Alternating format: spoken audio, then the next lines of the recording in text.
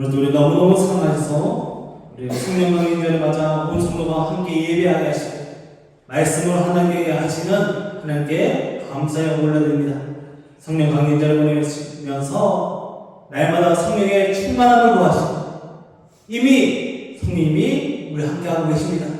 그 성령님의 인재와 함께하심을 더욱더 경험하시고 날마다 승리하는 행복한 성령 충만한 삶을 살아가시기를 소망하고 축복합니다. 서로 사랑하겠습니다. 사랑합니다. 축복합니다. 사랑하고 축복합니다. 우리 일부 예배 때도 인사했는데 다시 한번 인사하겠습니다. 늘 성령 충만하세요. 늘 성령 충만하세요. 늘 성령 충만하시기 바랍니다. 늘 성령 충만하셔서 성령이 주시는 평안과 또 열정을 가지고 늘 행복하게 살아가시길 다시 한번 축복합니다. 지난 주간 우리나라는 많은 변화가 있었습니다. 대통령 선거가 있었고 대통령이 새로 뽑히고 나자 나라가 이렇게 여러 가지 변화가 생기고 있습니다. 대통령 한 사람 뽑히니까 나라가 가야 할 정책적인 방향이나 또 노선이 많이 달라지게 됩니다. 이전이 낫다, 지금이 낫다 말씀드리는 것이 아니라 대통령 한 사람 때문에 우리나라의 분위기나 그리고 정책적인 방향 이런 것이 달라지는 것이 보면서 대통령이 한 사람의 영향이 이렇게 크구나 라는 것을 생각해 보게 됩니다. 국민이 뽑은 대통령 한 사람과 바뀌어도 나라가 달라지는 것을 보면서 지도자 한 사람, 나라의 대표하는 한 사람과 달라지는 것이 얼마나 중요하다라는 것을 생각해 보게 됩니다. 한 나라의 지도자가 바뀌어도 이렇게 나라가 달라집니다. 방향이 달라지고 생각하는 정책이 달라집니다. 하물며 대통령 한 사람이 달라져도 그렇게 달라지는데 내 인생에 진정한 주인이 달라진다면 우리의 삶이 어떻게 달라질까 기대해 보게 됩니다. 우리가 성도로 산다는 말은 어떤 의미일까요? 거룩한 백성, 곧 천국 백성으로 살아간다는 것은 우리의 삶의 지도자가 바뀌었다는 말입니다. 이전에는 내 마음의 대로 살던 사람이 이제 주님을 따라 살게 됩니다. 이제 성령에 따라 살게 된 줄 믿습니다. 예수를 믿고 구원받는 순간 내 삶의 방향, 기준, 그 모든 삶의 체계가 바뀌는 겁니다. 이제 성령을 따라 살게 된 줄 믿습니다. 우리에는 이제 성령님이 인도자가 되어서 성령을 따라 살아가는 성령의 사람이 되었습니다. 그래서 성도는 성령의 사람입니다.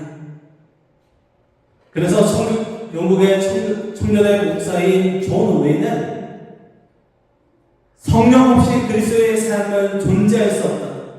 성령은 우리 안에 생명을 불어 넣으신다라고 말합니다. 우리가 성도라고 말한다면 예수님 믿는다고 말한다면 성령님으로 살아야 합니다. 오늘은 성령 강림절입니다.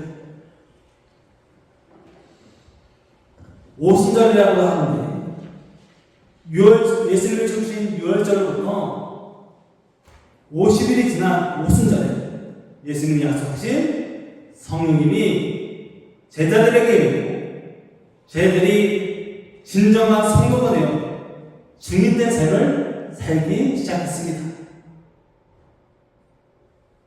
그리고 교회가 시작되었습니다. 사람들은 제도를 바꾸고 체계를 바꾸어서 문제를 해결하려 합니다. 대통령을 투표로 뽑는 이유 중에 하나도 새로운 체계, 새로운 제도를 갖추기 주시기 위해서입니다. 그러나 하나님은 사랑을 바꾸십니다. 죽어가는 죄인을 예수 그리스도의 십자가 보혈로 살리셔서 성도가 되게 하시고 성령의 사랑으로 살게 하심으로 문제를 해결하십니다. 이러한 셈이 바로 구원입니다. 그러므로 우리는 성도로서 성령의 사람이 되어야 합니다. 우리를 구원하시고 성령을 주시고 성령의 삶으로 살게 하시는 것이 하나님의 구원의 방법입니다. 그러므로 성령님을 구하시기 바랍니다. 성도는 성령의 사람이어야 합니다. 교회는 성령의 공동체가 되어야 합니다. 말씀을 통해 보혜사 성령님과 함께 날마다 성령의 삶으로 성도답게 살아가시기를 주님의 이름으로 소망하고 축복합니다. 오늘 우리가 읽은 본문은 예수님의 십자가에 달리시기 전에 제자들에게 전한 유언과 같은 말씀입니다. 예수님은 이제 자신의 십자가에 달려 죽으실 것을 아셨습니다. 그리고 부활하셔서 하늘로 올라가신 것도 아십니다.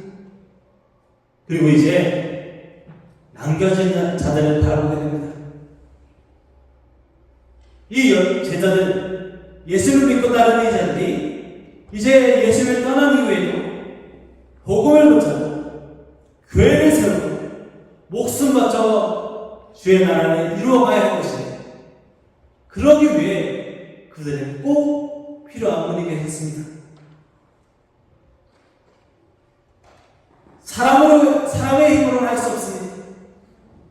사람에게는 소망이 없습니다.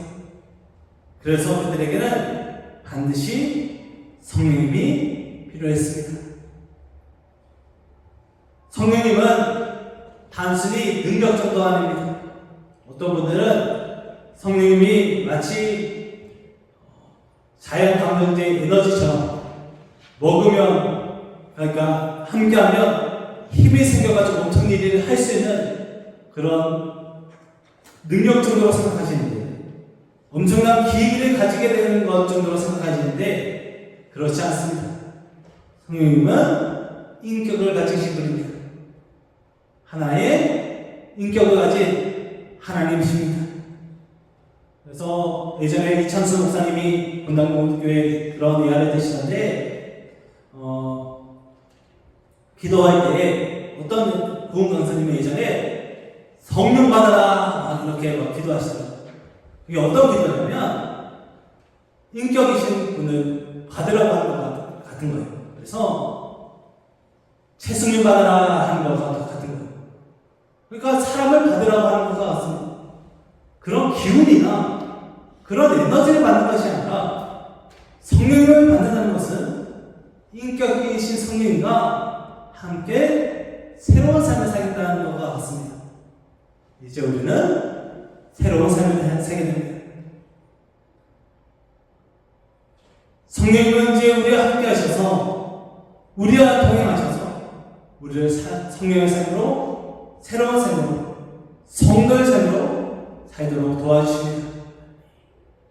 그분을 오늘 예수님은 보혜사 성령님이라고 소개하고 있습니다.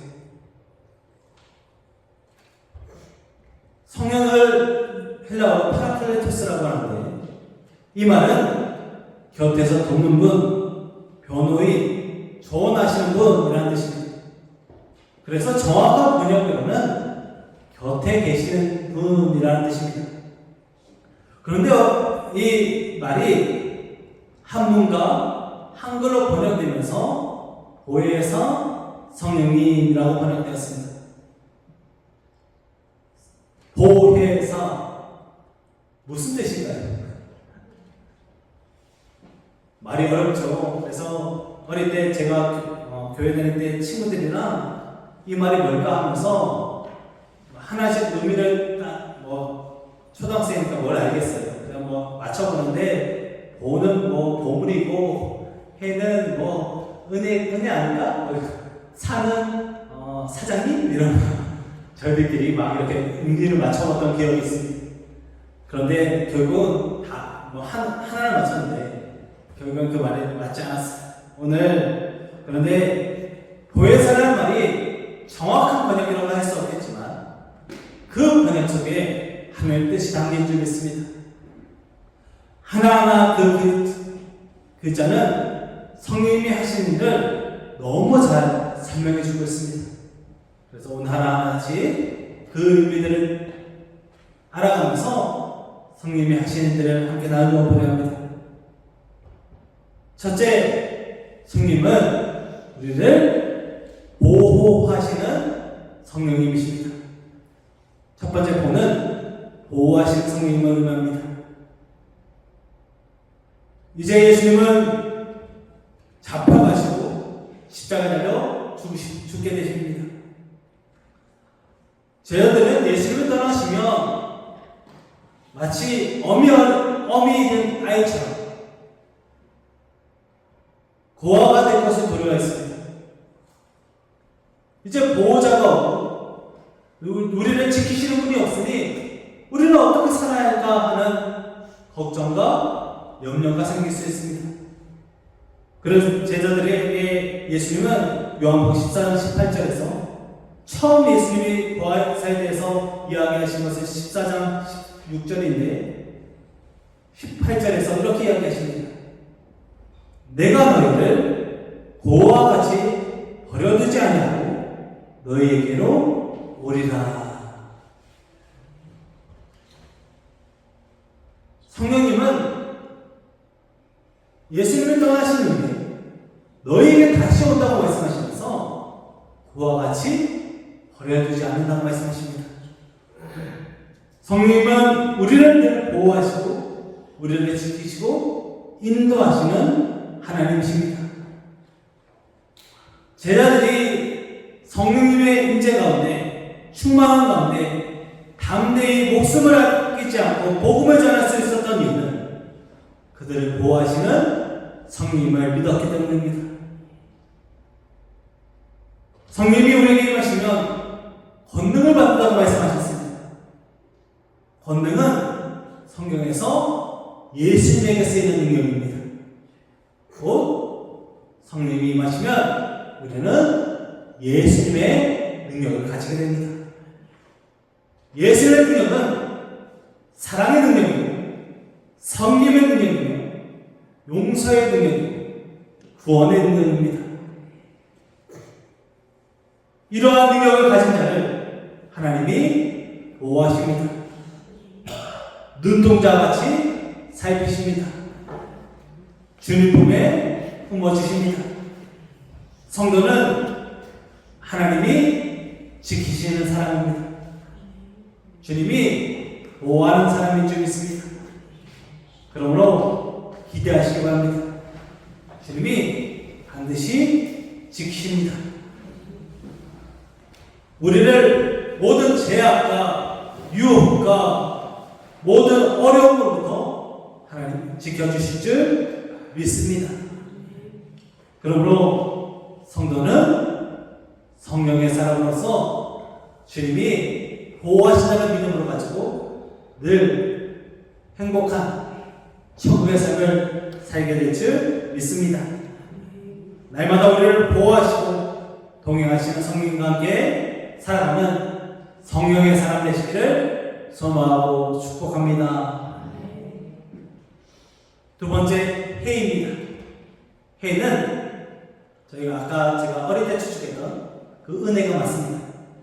성령님은 늘 우리에게 은혜 주시는 분입니다.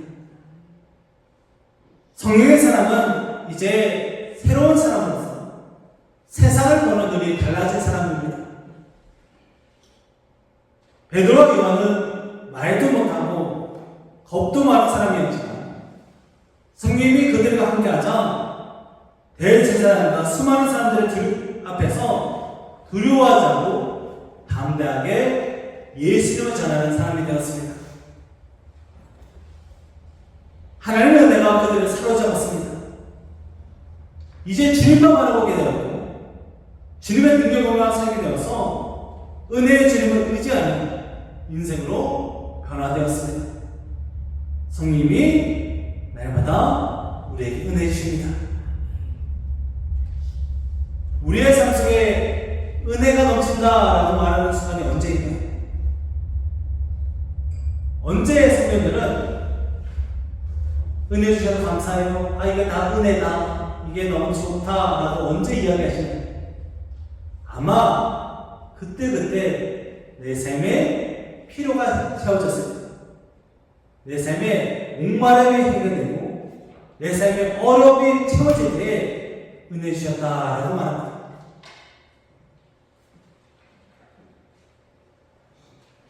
우리의 목마름이 해결되고 갈급함이 채워지고 우리의 탄식이 기쁨으로 바뀌는 순간 은혜를 받았다고 말하는데, 그 의미는 성령님이 우리와 함께 하신다는 뜻입니다.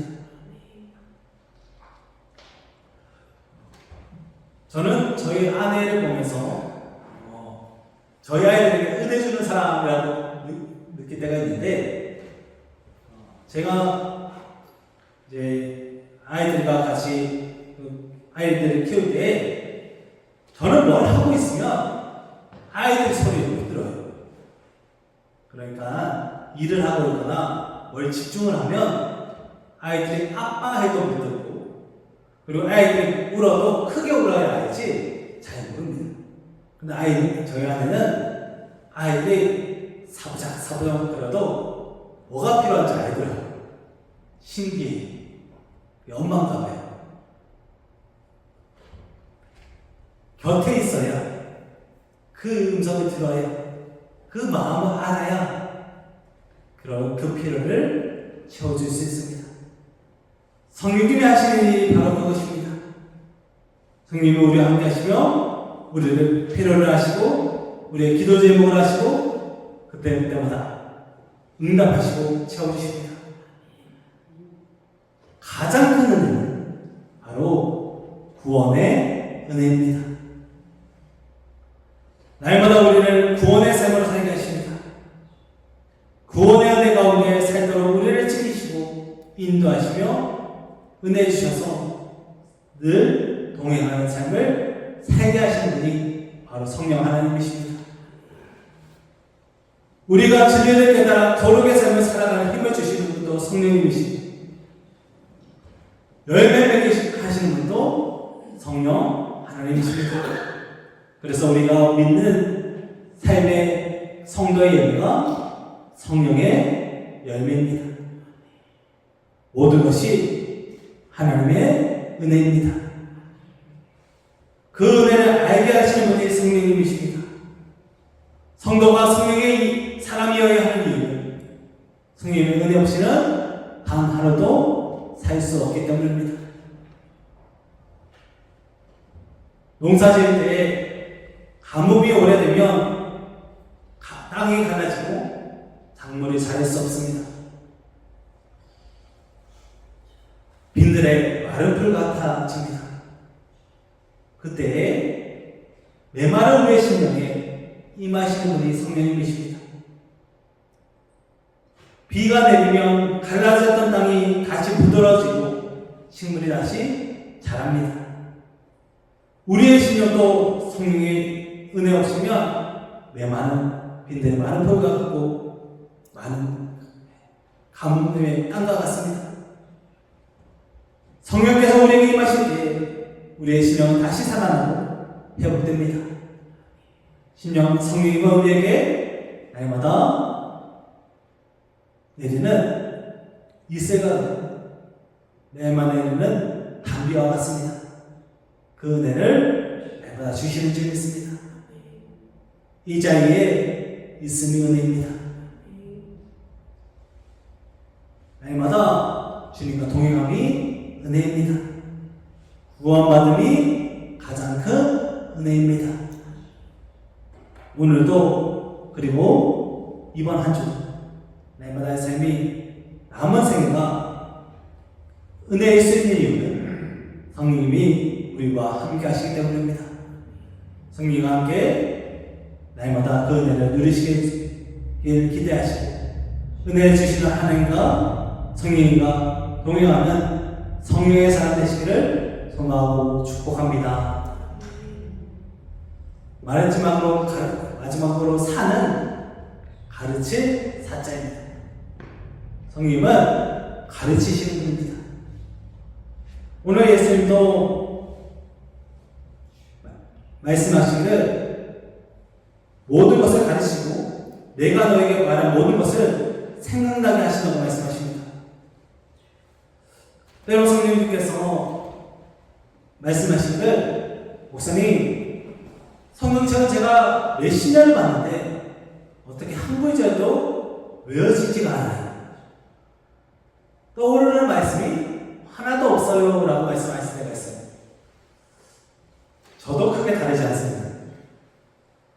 저도 이렇게 말씀을 준비하고 이렇게 성경을 읽을 때에 외워지는 말씀도 물론 있지만 대부분의 말씀들이 그때그때 외워지지 않을 때가 있습니다.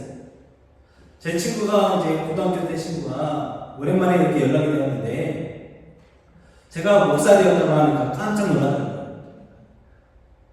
제 삶이 어떠셨길래 깜짝 놀라면서 그러면 너 이제 막 성경을 달달 외우겠다. 한 1000구절 외우니? 말하는데 얼굴이 막 이렇게 후끈후끈 하더라고요. 물론 제가 말씀 외우는 거 최선을 다하지만 그리고 알려고 노력하지만 외우지 못하는 말씀이 너무 많습니다. 그럼에도 우리가 말씀대로 살 수 있게 하는 것, 그때그때 말씀을 오늘 듣는 말씀 그리고 우리의 삶을 살아가면서 말씀대로 살 수 있게 하시는 분이 바로 성령님이십니다. 기억나게 하시고 그 말씀을 떠올리게 하시며 그 말씀대로 살게 하시는 분이 바로 성령 하나님이십니다. 예수님이 가르치신 대로 따라가게 하십니다. 성령님은 날마다 진리를 쫓아 살게 하시고 예수님을 생각나게 하십니다.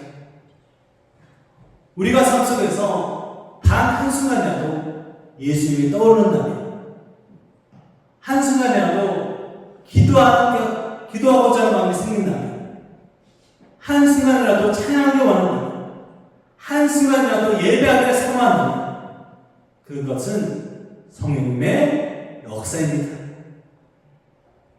성령님은 날마다 빛을 비춰주셔서 우리가 어두컴컴한 세상을 담대하게 믿음으로 끝까지 살아가도록 인도하십니다. 요한복음 16장 13절에서 예수님은 그가 너희를 모든 진리 가운데로 인도하시리니 라고 말씀하십니다. 성령님이 우리를 진리의 삶으로 인도하십니다. 진리는 누구입니까? 예수 그리스도입니다. 예수님이 가르친 그 진리 가운데 성령님이 날마다 인도하십니다.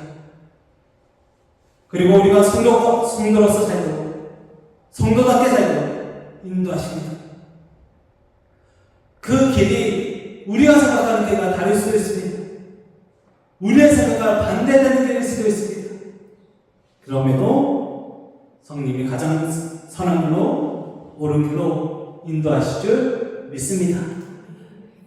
그래서 위대한 설교가라 불리는 A.W. 토저 목사는 성령님께서 인도하시는 것은 때때로 우리가 예상치 못한 것일 수도 있지만 그분의 인도하심은 항상 옳다라고 말합니다. 성령님이 날마다 우리를 가르치시고 인도하시고 함께 하십니다. 그러니 주님이 내가 주는 평안은 세상과 주는 평안과 다르다고 말씀하시니 보혜사 성령님이 말씀하시는 바로 평안을 이어가게 하시니 근심하지도 두려워하지도 말라 하시니 성령님이 우리와 함께 하시기 때문입니다. 성령님은 오늘도 우리를 가르치십니다. 오늘도 우리를 인도하십니다. 성령님의 능력으로 충만한 사람은 세상 가운데 빛과 소금이 될 수 있습니다.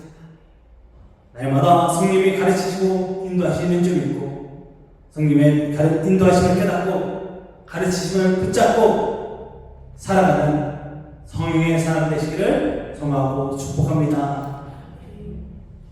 이처럼 성령님은 인격을 가지신 하나님으로서 우리와 늘 동행하시고 보호하시고 은혜 주시고 가르쳐 주십니다. 이제 우리의 삶을 성령님께 내어드리시기 바랍니다. 내가 필요할 때마다 갖다 쓰는 능력이 아니라 우리와 늘 동행하시는 인격적인 하나님이신 줄 믿습니다. 대통령은 제가 설교 준비하면서 처음으로 그 뜻을 한번 찾아봤어요. 통이 무슨 통일까요? 영이 무슨 영일까요? 저도 몰랐어요. 그래, 한번 찾아보니까 거느릴 통, 거느릴 영이더라고요. 대자는 큰 대자예요.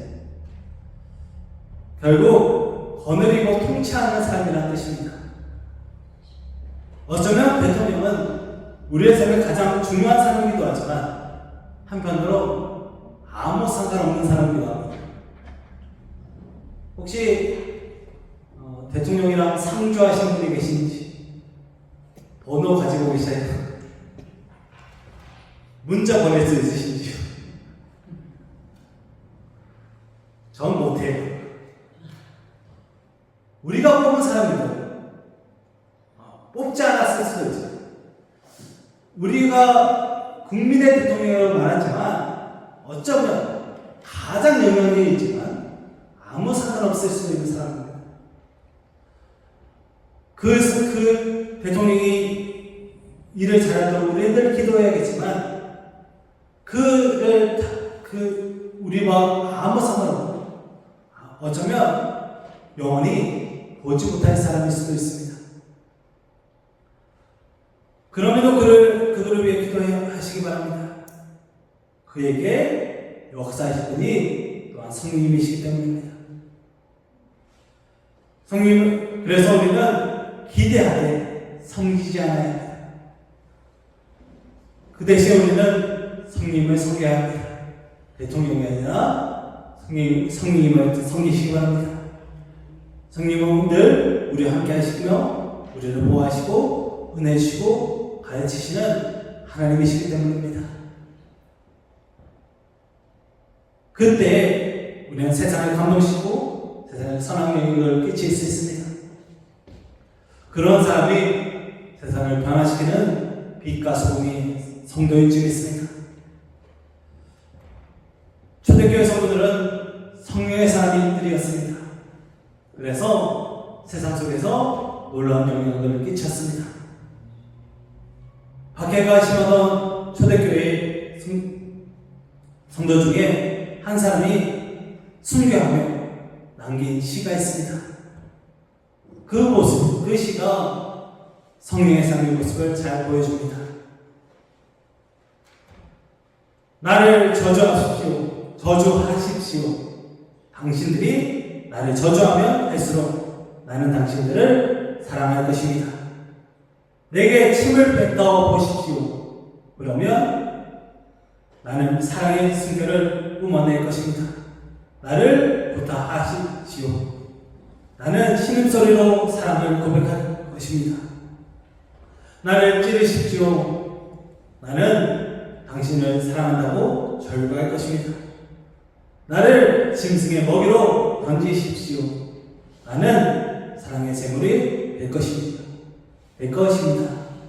나를 불태우십시오. 그러면 나는 사랑의 여기로 당신의 증오의 가심을 녹일 것입니다.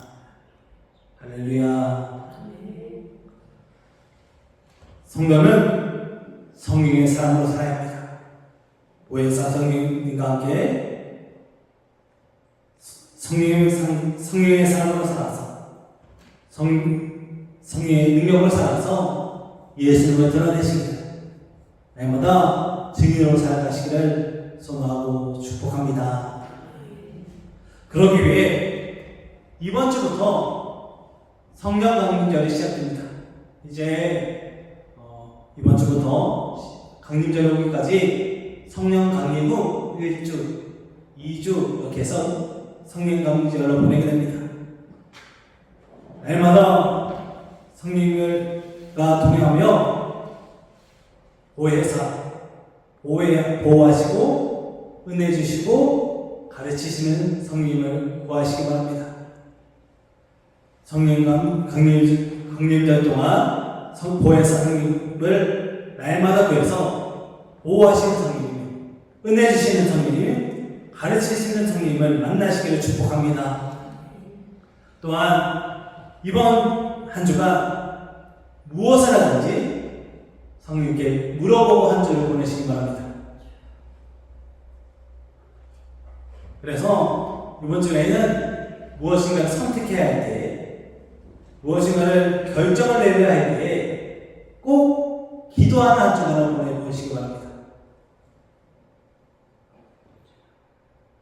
결정의 순간 이렇게 저렇게 해야지가 아니라 성령께 기도하며 한 주간 보내보시기 바랍니다. 그래서 이번 한 주만큼은 성령님의 인도하심을 마음껏 경험하시기를 축복합니다. 무엇보다 특별히 성령님은 말씀의 영입니다.